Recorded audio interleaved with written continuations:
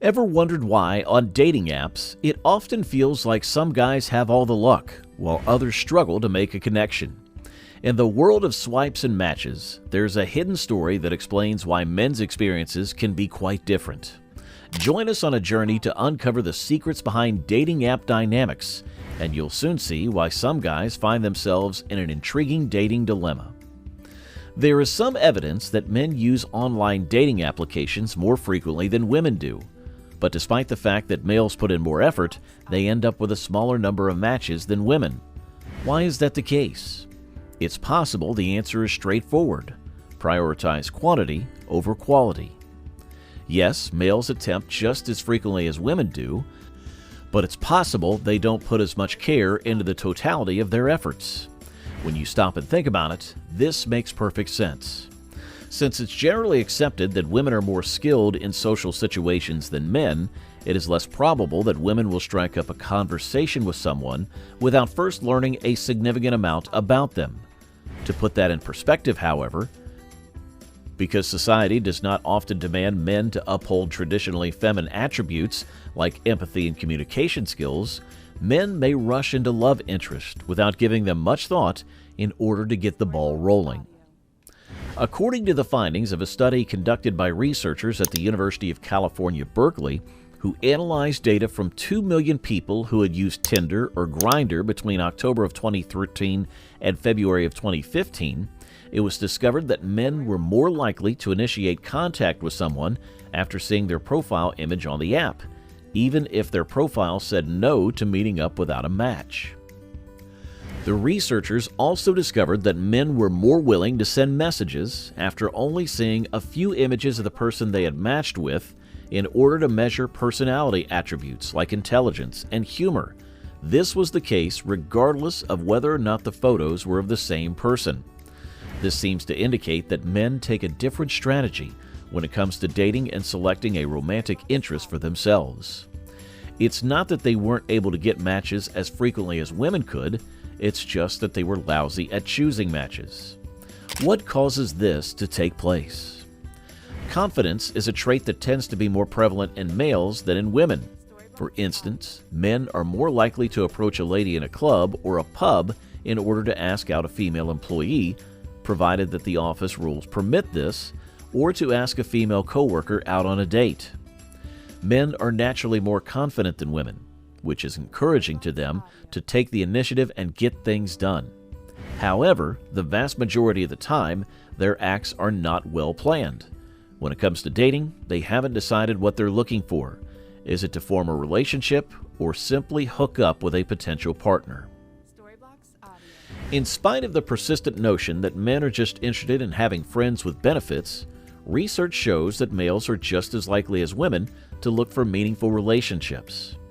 If men want to find someone to spend their lives with, they will almost certainly use online dating services. When they realize they are ready to settle down, they will probably act in the same manner as men have always acted in the past, which is to say, they will give closer attention to the person they are courting. The most important thing to take away from all of this is that men need to exercise the same level of discerning behavior as women while using dating apps if they want to find great partners. They need to concentrate their efforts on those individuals who are more concerned with substance than appearance. Do not pursue anything only for the sake of seeking it. The photographs that are worthy of being posted on Instagram and the clever remarks won't be enough anymore. You need to know the person who is behind the profile, and your communication style needs to be more proactive. Before devoting significant amounts of your time and energy to someone, you should make certain that the chemistry and the person is genuine. In order for men to demonstrate that they are honest in their goals, they need to become more attentive of the quality of their words and deeds. It is equally crucial for them to pay closer attention to the person that they are dating in order to determine whether or not the sentiments are reciprocal. In a nutshell, guys ought to show concern. This is the factor that in most cases determines whether a guy not only finds a match, but also obtains the match he wants for himself. Singles have spent years attempting to rig dating apps to their advantage or questioning why the apps would serve them potential matches that are so far from their ideal partner's characteristics. Dating apps are essentially just sophisticated search engines. They employ algorithms to create recommendations from matches based on your data, which includes personal information such as location and age, in addition to preferences you specify and your activity within the app. Some people believe that dating apps are bad search tools precisely because of algorithms, given that it is famously difficult to forecast whether or not two people will develop a love connection and that they are micromanaging the dating process. According to one school of thought, in order to improve the quality of the matches you obtain, you need to understand how these algorithms work. In spite of the fact that this is not exactly the case, we have been able to gather some useful information by delving into the algorithms that are responsible for your matches across a few different platforms. So how exactly do the most widely used dating apps function? The breakdown, according to Service, may be found below.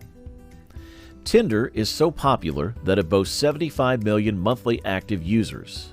Because of this, people of Reddit and the internet in general sometimes question why they can't obtain more desirable matches on Tinder.